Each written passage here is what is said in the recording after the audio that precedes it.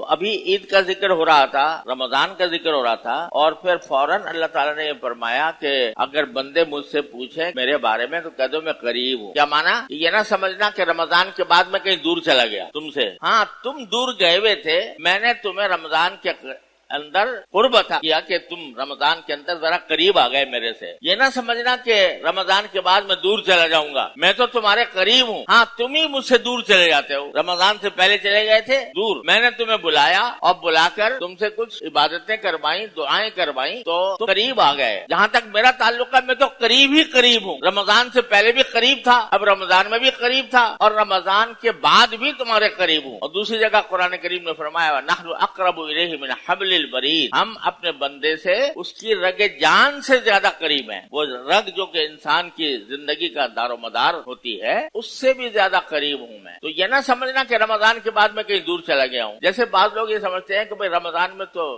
دعائیں قبول ہوتی ہیں، رمضان کے بعد شاید قبول نہ ہوتی ہیں۔ بھائی تعالیٰ فرماتے ہیں کہ نہیں، میں تو قریب ہوں، تم دور چلے جاتے ہو، میں قریب ہوں۔ اجیب دعوت الداعی اذا دعان، جب کوئی مجھے پکارنے والا مجھے پکارتا ہے تو میں اس کا جواب دیتا ہوں۔ لہذا بندوں کو کیا چاہیے؟ فَلْيَسْتَجِيبُوا لِي، جس طرح میں ان کا جواب دیتا ہوں اسی طرح وہ میری پکار کا بھی جواب دیں۔ میری پکار کا جواب دینے کا معنی کیا ہے؟ کہ میں نے جو احکام ان کے لیے مقرر کیے ہیں وہ ان احکام کو بجا لیں، کہ آگے سر تسلیم خم کریں اور وہ مسلسل اللہ تبارک و تعالیٰ کے احکام کی پیروی میں زندگی گزارے ہیں۔ ٹھیک ہے نہ صحیح رات کو 20 رکعتیں پڑھ، رات کو 20 رکعتیں پڑھنے کی اب ضرورت نہیں رہی، جیسے کہ رمضان۔ نہ صحیح روزہ رکھنا ویسے اب کوئی فرض نہیں رہا، تم نے جتنا فریضہ تھا الحمدللہ ادا کر دیا، اب اس کے بعد تمہیں روزہ رکھنے کی ضرورت نہیں۔ لیکن جو وہ احکام جو رمضان غیر رمضان دونوں کے لیے ہم نے عائد کیے ہیں کہ کم از کم 5 نمازیں تو جماعت کے ساتھ مسجد میں ادا کر لیا کرو، کم از کم جو اتنا کر لیا کرو کہ رمضان کے اندر کچھ صدقہ خیرات تم زیادہ کرتے ہو، زکوٰۃ ادا کرتے ہو، لیکن رمضان کے بعد بھی ایسا نہ ہو کہ بس تم اپنی جیب بند کر کے بیٹھ جاؤ کہ اب تمہیں کسی کے اوپر کوئی خرچ کرنے کی ضرورت نہیں ہے۔ ہم نے قرآن میں کریم میں کہا ہے کہ وَآتِ ذِی الْقُرْبَىٰ حَقَّهُ وَالْمِسْكِينَ وَابْنَ السَّبِيلِ، کہ تم اپنے رشتہ داروں کا بھی حق ادا کرو اور مسکینوں کا بھی اور مسافروں کا بھی۔ تو وہ حق رمضان کے ساتھ خاص نہیں ہے، وہ عام حالات میں بھی ہے۔ اسی طرح رمضان کے اندر کوشش مسلمان یہ کرتا ہے کہ بھئی اس سے کوئی گناہ نہ ہو، لیکن رمضان کے بعد بھی کہیں ایسا نہ سمجھنا کہ اب رمضان گزرنے کے بعد میں اللہ تعالیٰ دور ہو گئے معاذ اللہ، لہذا اگر کوئی گناہ کر لیا تو کوئی حرج۔ تو ہدایت یہ دی جا رہی ہے کہ ہم تو ہر وقت تمہارے قریب، جب چاہو پکار لو، جب چاہو میرے پاس آ جاؤ، جب چاہو میرے آگے اپنا سجدہ کر لو اور میرے قریب آنے کی کوشش کر لو۔ اور خلاصہ یہ کہ ہم نے تمہارے ذمہ کچھ تھوڑے سے کام رکھے ہوئے ہیں، تھوڑے 24 گھنٹے کے اندر اگر حساب لگاؤ 24 گھنٹے تمہارے اپنے ذاتی کاموں میں ہیں، تمہارے سونے میں ہیں، تمہارے کاروبار میں ہیں، تمہاری ملازمتوں میں ہیں، تمہاری زراعت اور کاشتکاری میں ہیں، لیکن ہم نے بس ایک کام کہا ہوا ہے کہ بھئی سارے دن میں 5 نمازیں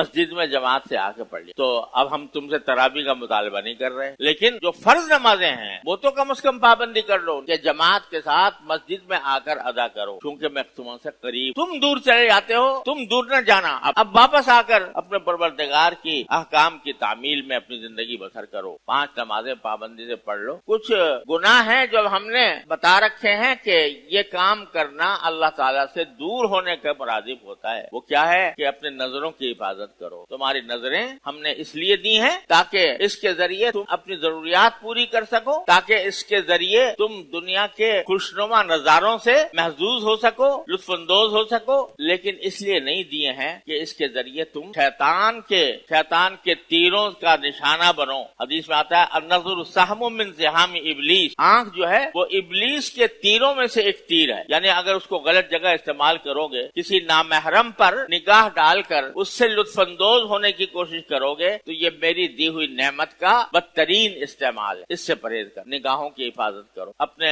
کانوں کی حفاظت کرو، وہی چیز سنو جو جائز ہے، گانا بجانا جو ہم نے منع کیا ہے اس کی طرف نہ جاؤ، اور اپنی زبان کی حفاظت کرو کہ زبان جو ہے اس سے جھوٹ نہ نکلے، اس سے غیبت نہ ہو، اس سے کسی کی دل آزاری نہ ہو، زبان کی حفاظت۔ تو جتنا بندہ اپنے نگاہوں کی، اپنی زبان کی، اپنے کان کی حفاظت کر کے زندگی گزارتا ہے، यानी गुनाहों से बचकर जिंदगी गुजारता है, उतना ही अल्लाह ताला का कुर्ब उसको मजीद हासिल हो। अल्लाह ताला तो करीब है, हम दूर चले जाते हैं, लेकिन अगर अहकाम शरीयत के ऊपर अमल करते हुए जिंदगी गुजारें तो हम भी अल्लाह के करीब आ जाते हैं। तो सबक ये दिया जा रहा है। अच्छा, रमजान का जिक्र है, ईद का जिक्र है, उसके फौरन बाद अल्लाह ताला फरमाते हैं कि इंदी करीब, मैं तुम्हारे करीब हूँ। और ये ना समझना कि रमजान में तो दुआएं मैं कबूल करता था, रमजान के बाद नहीं करूंगा। उजीबु दावत दाई इज़ा दआ, ठीक है, उस जमाने में मुझे तुम पर ज्यादा हमने रहमतें नाजिल, लेकिन अब भी हम रहमान और रहीम तो हमेशा से हैं। ऐसा नहीं है कि रमजान में रहमान और रहीम होते हो और रमजान के बाद ना होते हो। लिहाजा हमारी रहमतों से तुम नमाज के बाद भी, रमजान के बाद भी तुम हमसे अपनी हाजतें पूरी करो, हमसे मांगो। और हमने तो तुम्हें ये बता दिया है कि तुम अगर अपनी किसी दुनियावी हाजत को भी मांगो अल्लाह से कि या अल्लाह मुझे अच्छा रोजगार दे दीजिए, मुझे सेहत दे दीजिए, मेरे बच्चों को आप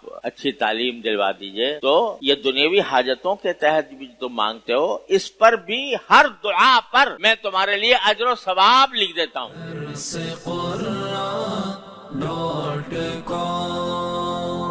www.darsequran.com